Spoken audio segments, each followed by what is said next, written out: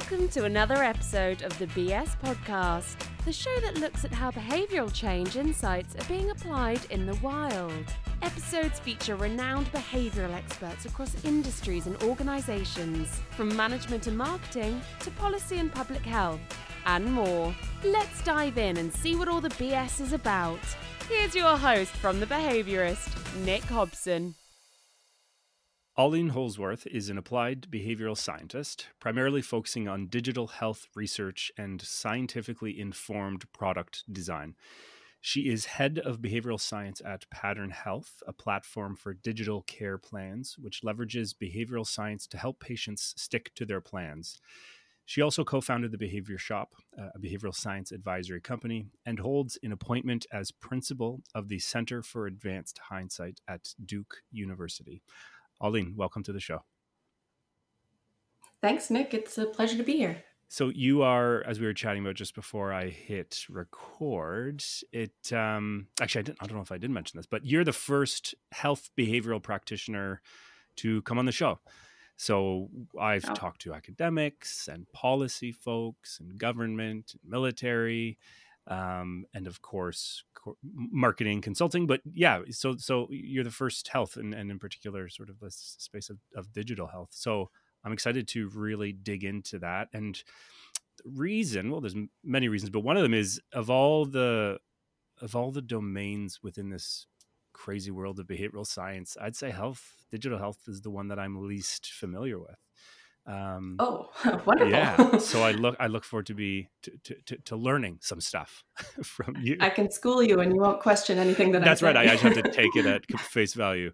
And why I love it, it seems it's just, this is, again, might be my own naivete, but sort of this in digital health is where we're seeing really these advancements in the last 5 years. You have like software and SaaS meets behavioral science, meets data science. And it seems like this is the thing that's going to shake a lot of industries from the inside out, including health. So I'm curious to get your take on that. But before, I'd like to sort of think of these thought experiments. This might completely fall flat. But hopefully not. I'll do my best. No, but it's going to on me, not on you. Okay. But I'm going to make a promise that this is going to make it into the show, regardless, any which way it goes. So let's do a little thought experiment, if you wouldn't mind. Sounds as great. I said, you're this sort of expert. You are an expert in digital health services. And so for a moment, let's consider a world where we don't have the technology to the level, to the extent that we have it today. So maybe we have a flip phone, maybe we have some dial-up internet, but there's no sophisticated SaaS or PaaS solutions, no Internet of Things, no overly smart devices, et cetera, et cetera. And yet, at the same time, let's also assume that the whole behavioral revolution thing still happened. So Nudge was still written, Predictably Irrational was still written, Dan Ariely was still doing the amazing things that Dan Ariely does. What does the progression of the field look like without these advanced digital solutions? Do you think we'd even be having this conversation, or would it have been a fad that fizzled out long ago? Well, I think we would be having a different kind of conversation for sure. And honestly, a lot of healthcare is still, sadly, in this place. Digital health is something, as you mentioned, is really pretty new and still has a really long ways to go in terms of integrating with actual health systems. So if you look at the sort of small startups and the initiatives to digital health, they're often pretty removed from healthcare environments. And I think just in the past couple of years, this integration is starting to happen. But if you look at what healthcare systems are doing, a lot of it is this more, if you say, analog types of interventions. And so the Center for Advanced Hindsight partners with a lot of healthcare institutions in this way, where we're doing, provider-focused interventions and often SMS-based messaging where we send out messages that don't rely on smartphones. So there's a lot of potential and current activity going on that doesn't rely on these more sophisticated technologies. So I almost see them as these two separate paths that are starting to merge together, but really just starting. So that's good. Yes, I think so. It's funny because we look at all of these sophisticated technologies that we have, and the smart homes, and all of these wearables, and et cetera, and we think, oh, like healthcare is already there, but really they're kind of distinct. And at least one thing Pattern Health is trying to do is merge them together and say, hey, all of these things that consumers are very comfortable with and using and collecting data, like this can actually be used within healthcare systems, and we're going to enable that. I've heard the same about education, and I'm hoping, and actually I do have a few folks scheduled down the line to come on the show who are behavioral practitioners in the education space, but I've heard similar comparisons between healthcare and education, in terms of still running on the analog and still in the old school ways of doing things, and these sort of legacy systems that are mired down by inefficiencies and slow to adopt the new technologies. I'm in Canada. Of course, so healthcare is publicly funded, and there's universal healthcare. So it makes sense at some level that these things aren't as advanced in private sector. Certainly education, healthcare is a little bit better, but from your perspective as somebody who's really in it, sure. Why is that, or why not?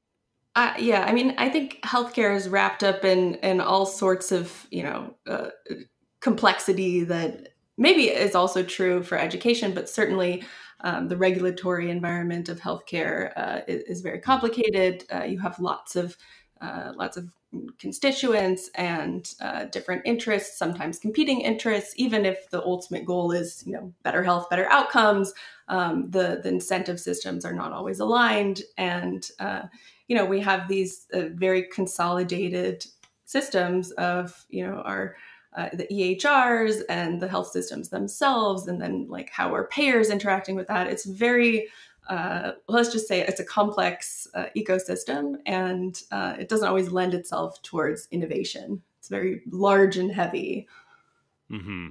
And we're seeing more like Pattern Health and other startups entering the space. It's like you said, it's still fairly new. So do you you've obviously been tracking it over the last few years, like 5 to 10 years. Do you see it's exponentially growing, or is it sort of the slow trickle in of innovation through these different startups? Oh, that's a great question. There are still lots of barriers, certainly, to adopting these technologies. A lot of them just inherent to the structure of health systems. But I do see mechanisms for this integration that could lead to exponential growth. So, for example, there's a company called Zelf that is basically becoming an in-between provider where health systems can integrate easily through their API to essentially prescribe digital health programs. And so that's one thing that Pattern Health is getting into. So just having this system where it's now easy to get security and privacy approval and really make sure that, we're abiding by HIPAA. And, of course we do this on our own, but Zelf is, it is enabling this in a more widespread way, whereas we may have to directly integrate with EHRs on a one-by-one basis otherwise.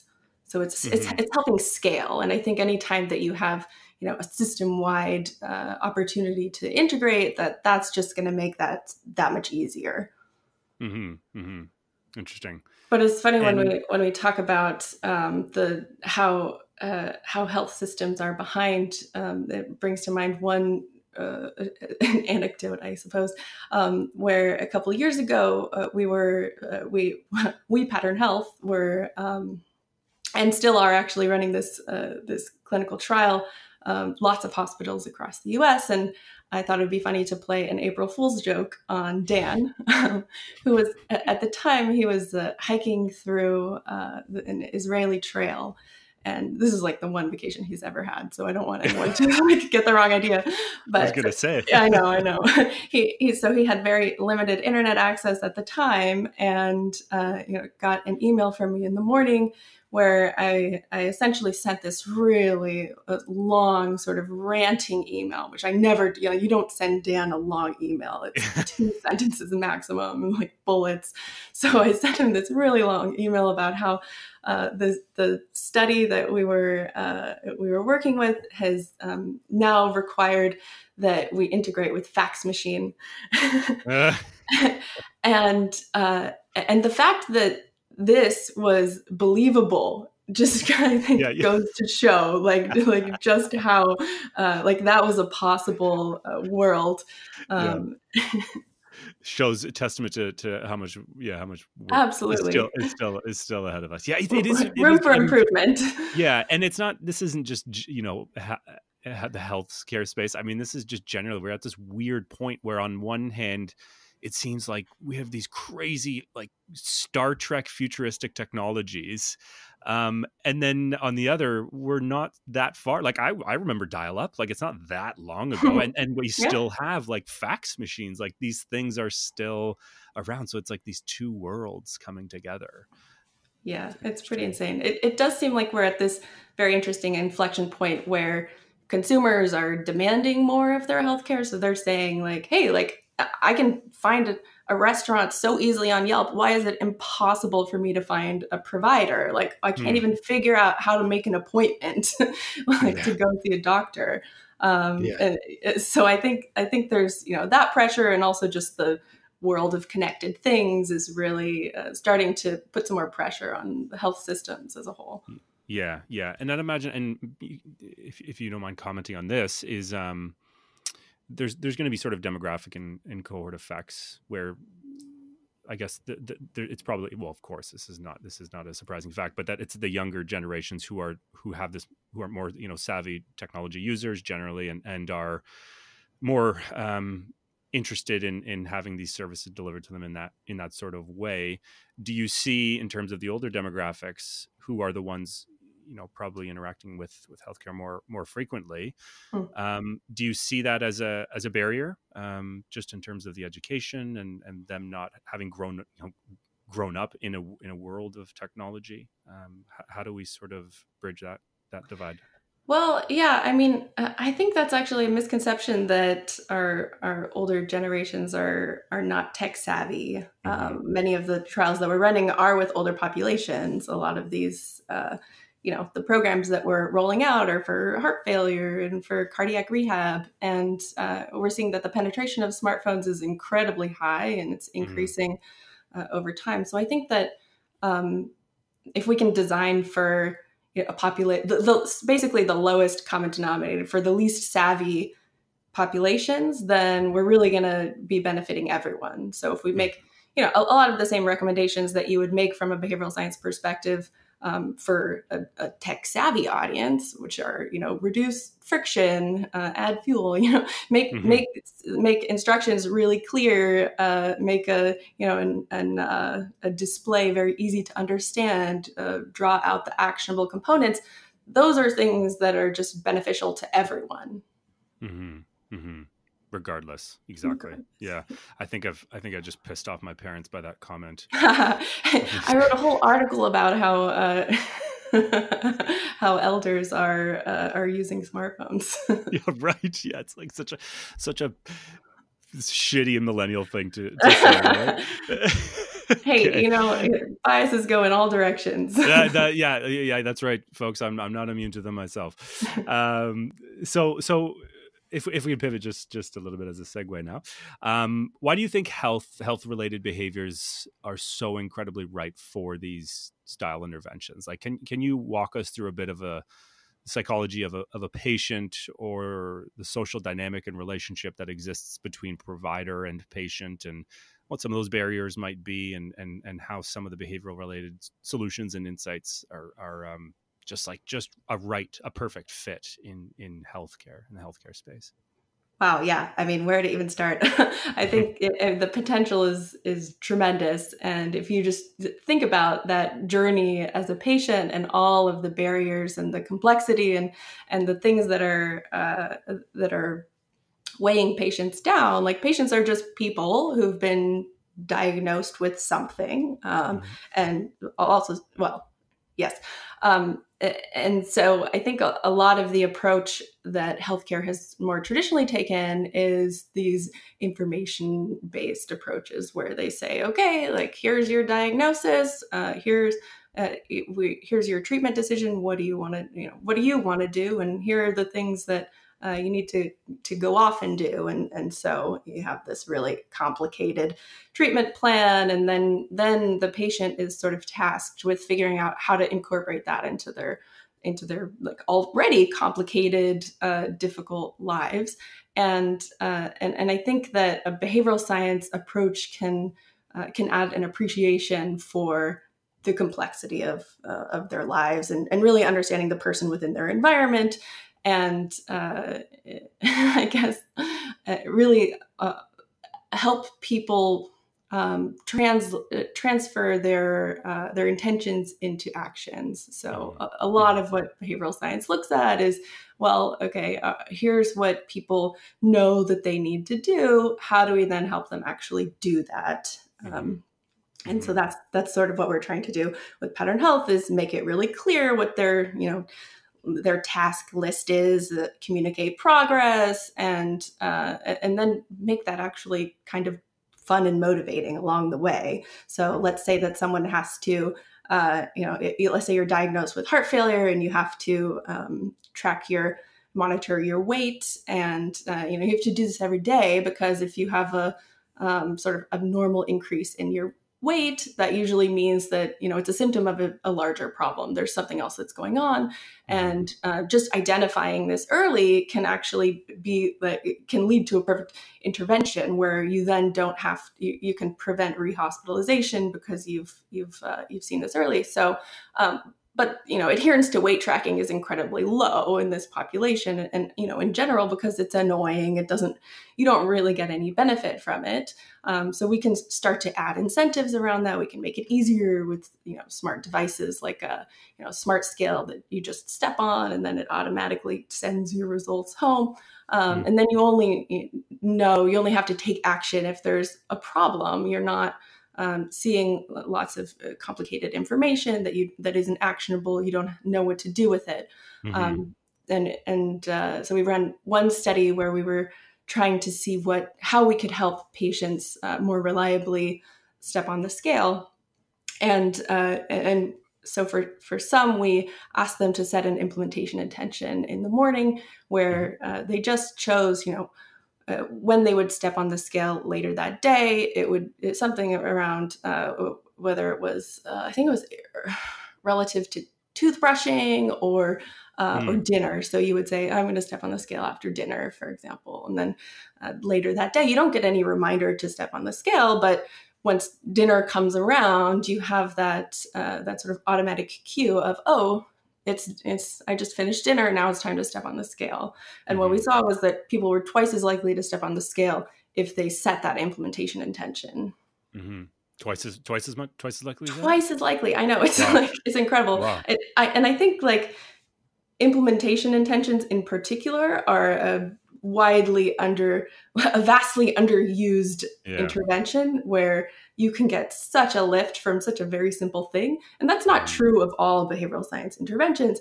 But I think for something that is so incredibly easy to implement and, basically free, it's sort of like, we have to be doing these kinds of things. It's crazy to ignore the potential.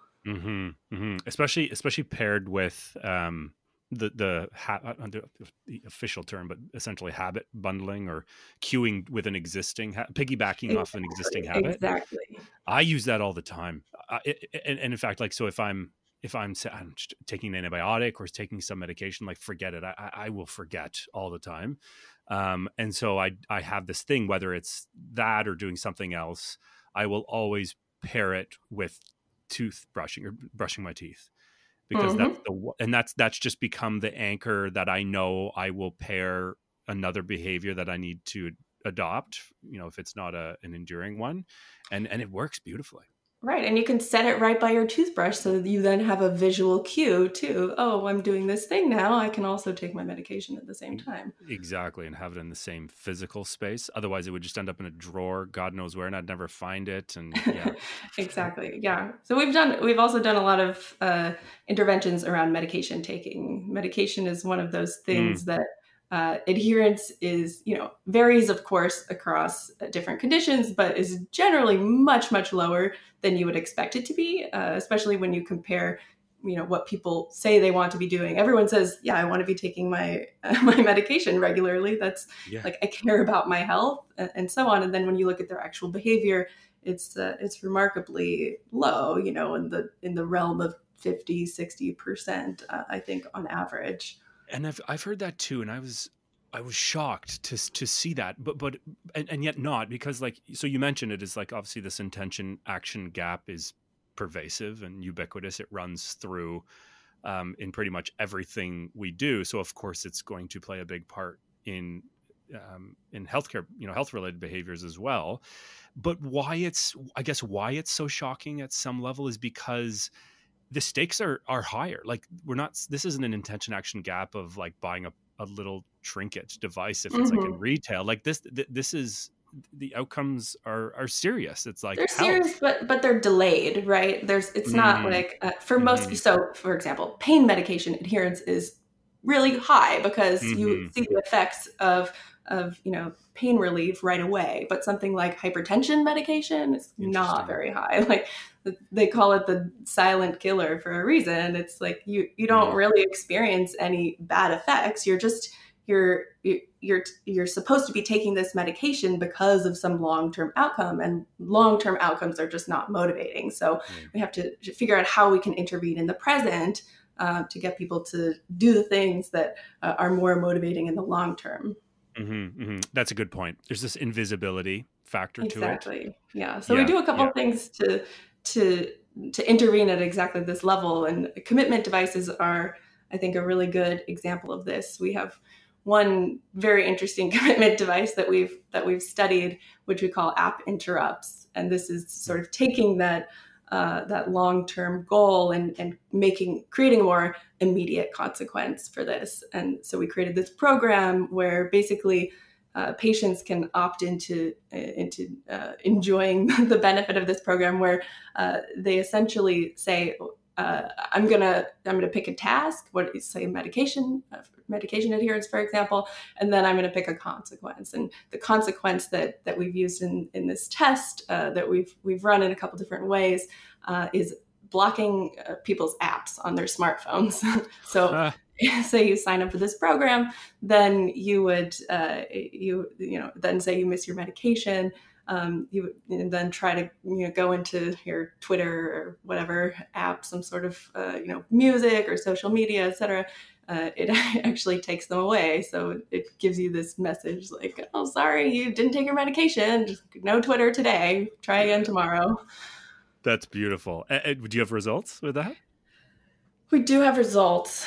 So that was very effective. The exact numbers I can't remember at the moment. I can send you a we'll put it in the show notes after. Yeah, that's amazing. And so would people, I'm just trying to think of the sort of the journey, would they have to log in and indicate that they did take their medication? Yeah, so there's a number of ways that we can track medication. The easiest way, of course, is with a Bluetooth-enabled device. So that's any sort of passive tracking that we can use is preferred, just because it less friction for the user. There is a manual entry where we can say, like, did you take your medication? Did you not take your medication?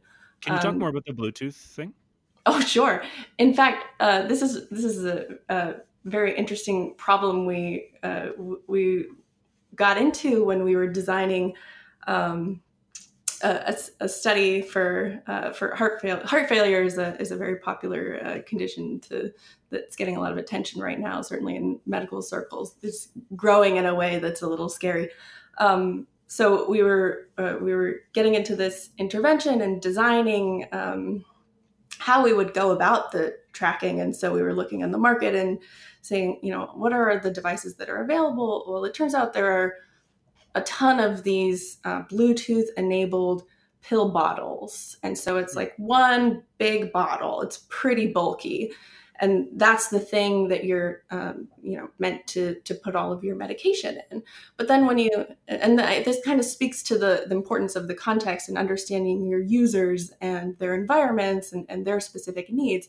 If you look at heart failure patients, they have an average of 8 medications that they're taking. So that means we would have to give them each 8 of these pill bottles.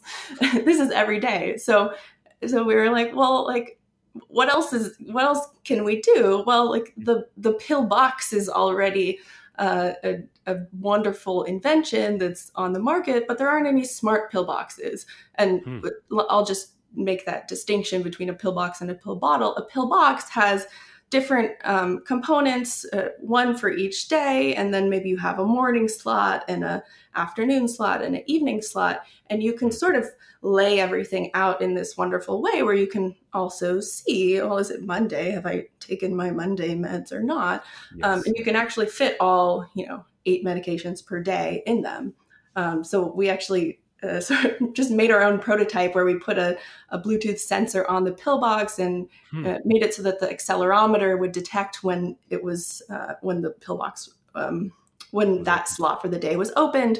And so we're prototyping that right now. But I think to go back to your question about Bluetooth in general, I think that just making these processes really invisible, to the tracking part invisible, I think that's going to be very helpful in terms of intervention, because when a process is hard for a user to do, or like maybe they actually did take their medication but they forgot to track it, that introduces all sorts of noise that we don't want, both in terms of just like designing our intervention, but also like, why add an extra burden onto the user if we don't have to? That's really cool. I've not heard of this Bluetooth thing. Do you guys are do you have a name for it, or is it still top secret? It's still top secret, which is why I'm explaining it on air. Yeah. That's really neat. And like, I'm just thinking of having it be even more invisible and behind the scenes is like connecting it to having it be like an Internet of Things type thing, that it feeds directly into a database that can analyze the data live, as opposed to just signaling through Bluetooth, but something a little it does do that. It's part of the whole ecosystem. Yeah. That's cool. Very cool. Well, I will look forward to that. I remember those pill boxes. I remember being a kid and, being at my grandparents' house, and just like, I was astounded at, like, be the Monday, Tuesday, Wednesday. And I'm like, oh my gosh, they are taking a lot of medication. Yeah, it is a little overwhelming. Definitely. Yeah.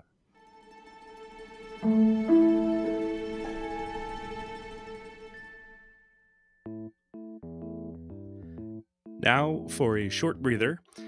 This is the part of the show where I tell you, dear listener, how you can contact me and the show team. All episodes can be found on your usual podcast listening platforms, as well as on the website at www.behaviorist.biz/BS podcast. And if you know someone who you think would like the show or find it interesting or relevant, please share away and help spread the love. For any feedback, comments, or questions you may have, you can always reach out to me personally at nhbehaviorist@gmail.com. And remember to subscribe to the show on iTunes Podcast or wherever else. And lastly, I always welcome any ratings and reviews. It'll help spread the BS word far and wide, a shared mission for the behavioral community. All right, that's it. Back to the show and the amazing Aline Holzwarth.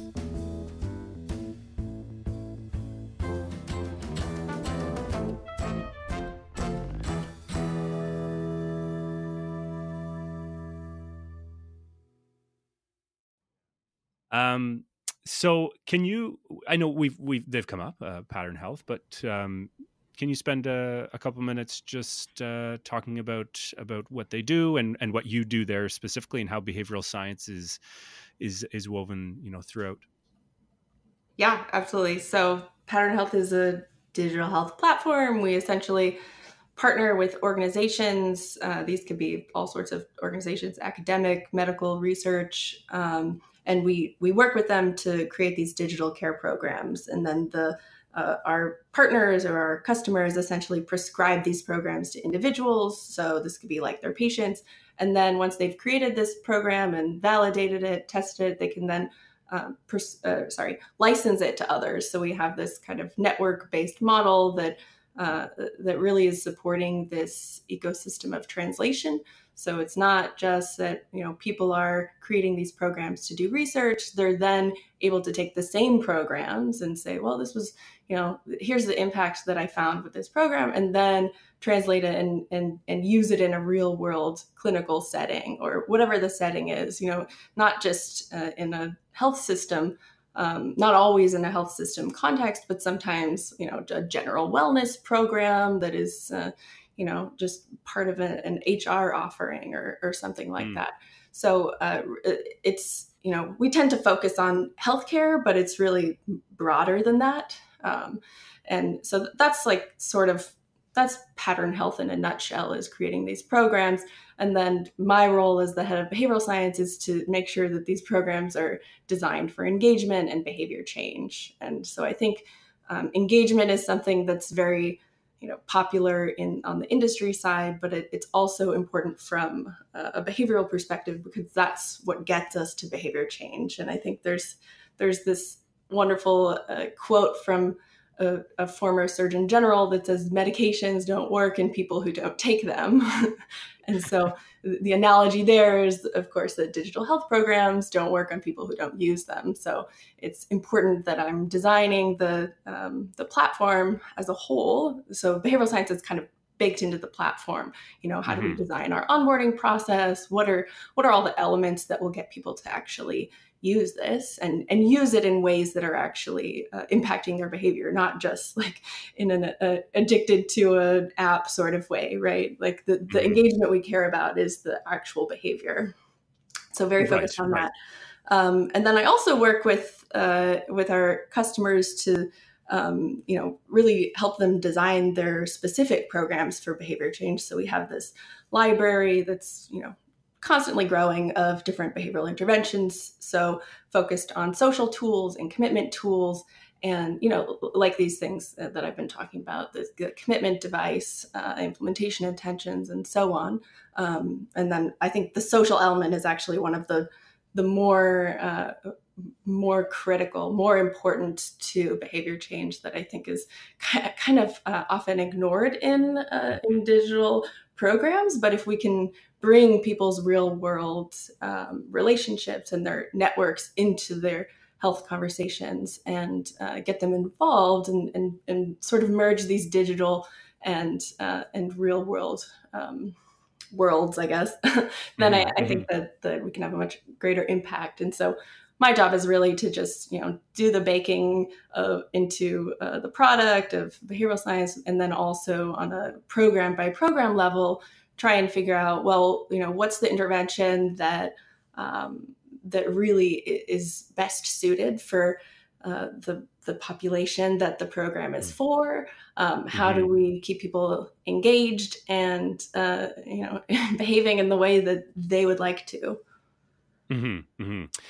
And are you sort of the one rogue behavioral scientist on team, teaching and educating your other directors and the founders of the company, or is there sort of a small team in shop that's set up? Yeah, so it's really pretty interesting. This is where the Center for Advanced Hindsight really comes into play. So my role at Pattern Health is really through the Center for Advanced Hindsight. The Duke is an investor in Pattern Health and has a research agreement where the researchers at the center do research using Pattern Health products. And so I'm, as head of behavioral science, I'm really... Yes, I'm more responsible in terms of product design and dissemination of what we're doing. But in terms of the research itself, that the Center for Advanced Hindsight is much more involved in that. I getcha. Okay, very cool. And I guess just a bit of a story on yourself. How did you? What was your path? What was your trajectory into this whole crazy world? And at what moment did you realize that you'd be, an applied behavioral scientist? Well, how many hours do we have? Yeah. Are you ready for an evening of Aline? Sorry. Yeah, well, so I'll start at the very beginning when I was 2 years old. Yeah. No. So as an undergrad, I studied psychology. I think there are some similarities between your path and mine, at least in terms of starting within academia and then moving to the more applied side. I think I just figured it out a little earlier. Yeah, you got Earlier in my beat on career. that. Yeah. So I sort of, studied psychology, judgment and decision making was in that whole brand of behavioral science. And I was really interested in research, really clung on to the RCT as sort of, the golden hen or whatever you want to call it, and just loved doing research and reading about research, and that whole process just blew me away, and still does. I'm both fascinated as I'm doing it, and I kind of learned as time went on, and I started working at the Center for Advanced Hindsight with Dan, that the opportunities purely within academia were much more limited than I had realized before. I made all these assumptions, like I would go get my PhD and I would, maybe become a professor. And as I was embedded in that world, I really started to feel like that was not for me. There were some icky things about it that I was just like, no, it didn't feel very appealing after a while. And I was also very excited. I was exposed to an incredibly diverse set of projects. So from like creating online courses to art exhibits, creating this feedback loop between scientists and artists. I got into technology, making decision aids and different kinds of apps. And so it wasn't really that I started moving away from research, even though I was doing research. There was always, I was exposed to too many cool opportunities that I was like, I think I like doing this.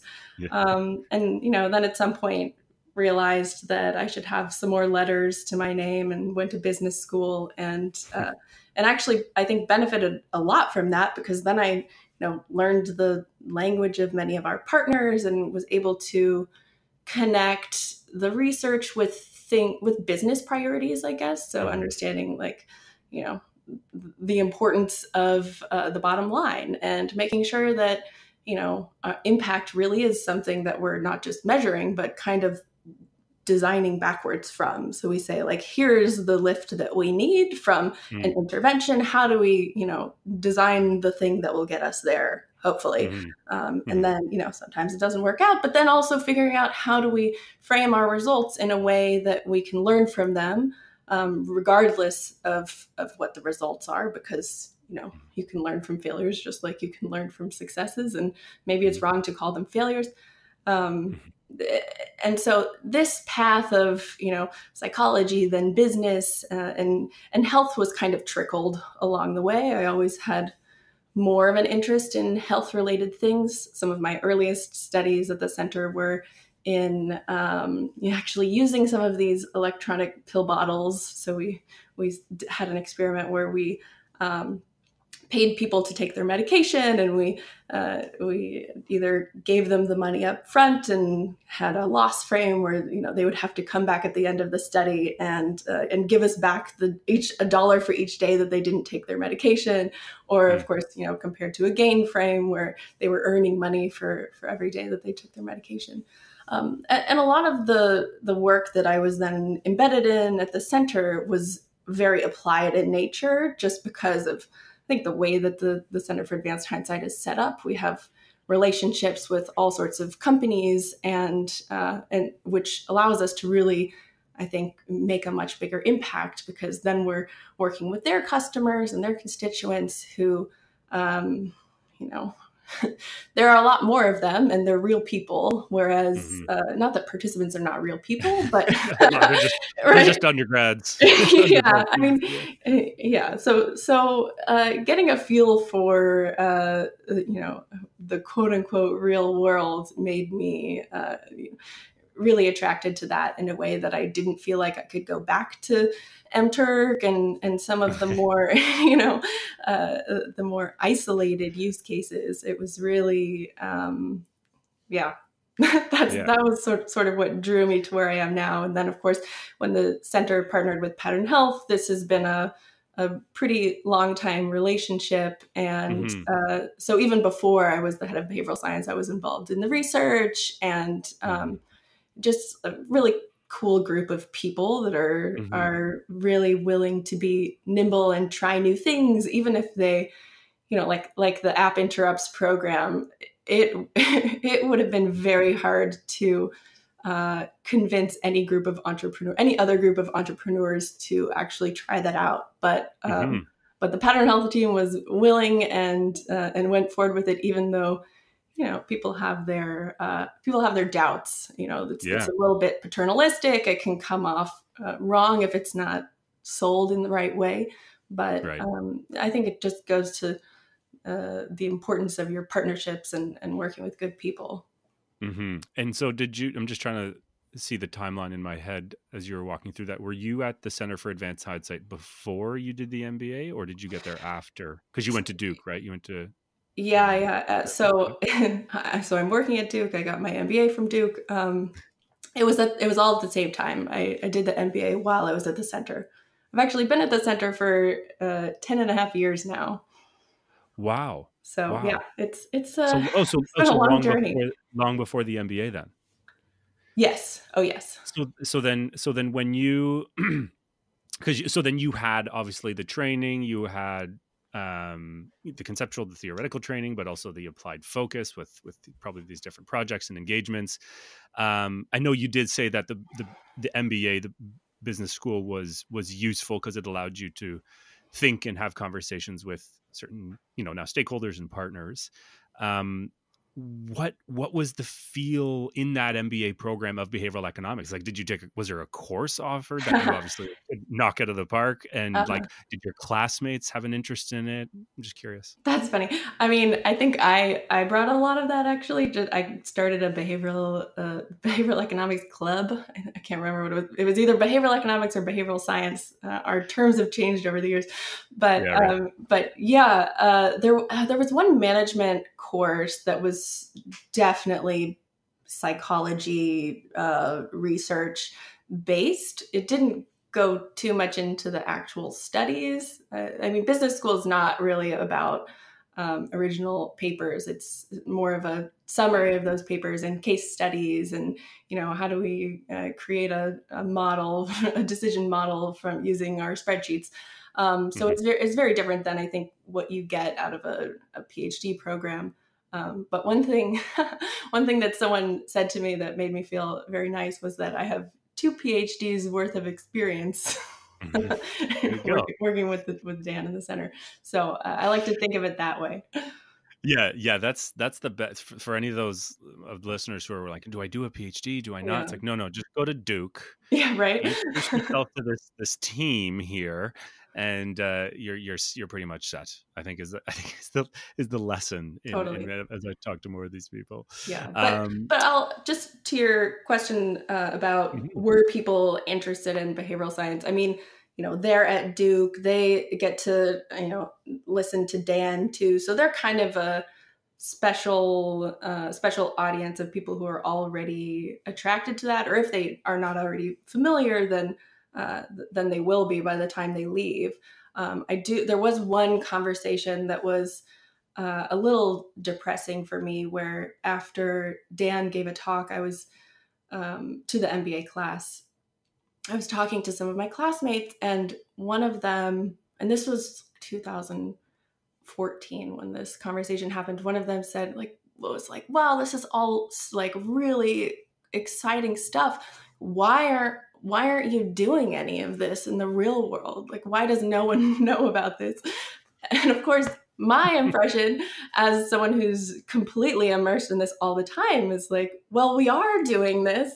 We're doing it all the time, every day with tons of organizations. And to hear that perspective, which wasn't just this one classmate, it was a more popular perspective than I realized was like enlightening and maddening at the same time. Because I was like, what am I doing all of this for? Like, don't you know? Yeah. And I that even happens to me now, where I talk to people who are, competent, smart people, head of top of their industry, and they're like, "What's nudging?" I'm like, "Oh God, are you serious?" But it speaks to our a bit of our own ignorance and this curse of knowledge that we just assume that everyone out there knows. And so, depending on the day you catch me, like, I can see that as a good thing or a bad thing. I see it as a good thing because it says, well, we have our work cut out for us. Because there's times where I think, oh God, like it's saturated now. Everyone knows about this. Like, how much more can we do? Well, the answer to that is a hell of a lot more. And this is exactly captured by those types of questions in your classmate. That was 2014, so hopefully things are a little bit. We've seen a bit of an uptick in the last 5 years, but I still think. But there's still a lot of us talking to each other, like on this podcast. Exactly. Yeah. That's it. And I'm hoping that some folks who are coming to this are like, I've heard about it, but I don't know too much about it. And then they, as a result of maybe listening to half an episode, then that motivates them to learn a little bit more. Are we not confident they'll listen to the whole episode? Well, I've been looking at my data, my Spotify and iTunes data, and there's this interesting, and this is not just as an aside, it's related to behavior though. There's a term for it, but podcast listeners at about the 60 or 70th percent the way through an episode, there's this sharp drop off. Wow. For some reason. Is that, and I was is that like consistent irrespective of length? So that's just it. Is it might be more a length thing. So for in the case of this show, which an hour, 50 minutes to an hour and 10, maybe the capacity is like 35-40 minutes. So you're saying we should stop now? Hang up. Get off. I think that's my nice way of saying that. But no, I do have one more question. Great. And stick with us, listeners, as we head into the 50-minute mark. So this is called the BBB, or the Big Behavioral Brainstorm, and I asked this to all my guests, and so it's the following: there's a lot of problems in our world, no shortage. That's for sure. And it seems that behavioral insights, behavior change can be useful to helping solve a lot of those problems. What do you see in your experience as the one thing that behavioral insights can make a big impact? Mm-hmm. Yeah, well, it would be pretty irresponsible of me to say anything but health and healthcare. Yeah. So I'll go with that. I thought you were going to say retail. Let's spend more money. Yeah, I think marketing needs some help. Yeah, I think especially in healthcare, there's a huge gap between where we are now and where we could be. The bright side of that is that, it seems to be that we're moving in that direction, and, it means lots of potential for people like me and you to do our awesome work. But a fun, maybe not so fun, an enlightening number that I think about from time to time is that individual behavior. So, people's everyday decision making about what they eat and whether they take their medication and whether they go for a jog or not. Just these individual choices account for half of the $3.3 trillion that healthcare spending. So that is a lot. Trillion. It's a lot of money. Wow. Of course, this, money is really about the outcomes. It's just, when you translate things into money, people start to listen. And this, this isn't being spent because people don't know that they should, not eat the hamburger. I hate using that example. That they should eat well, that they should, get enough physical activity. Like, this isn't the problem. It's a result of people not actually following through on their intentions.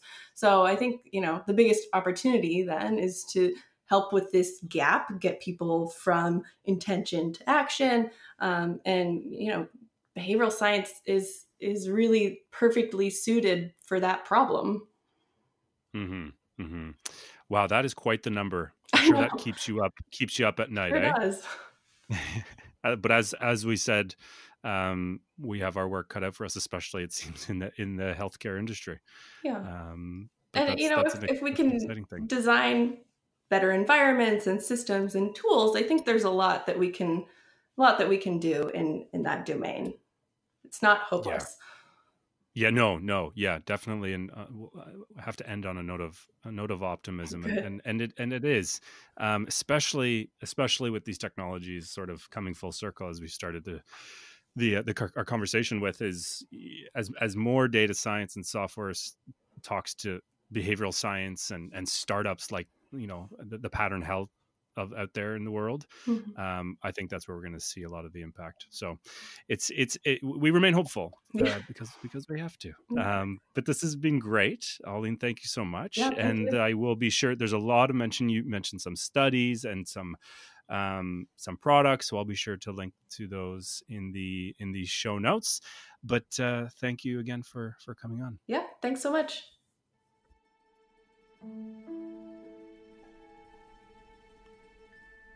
Hey, Nick here once more.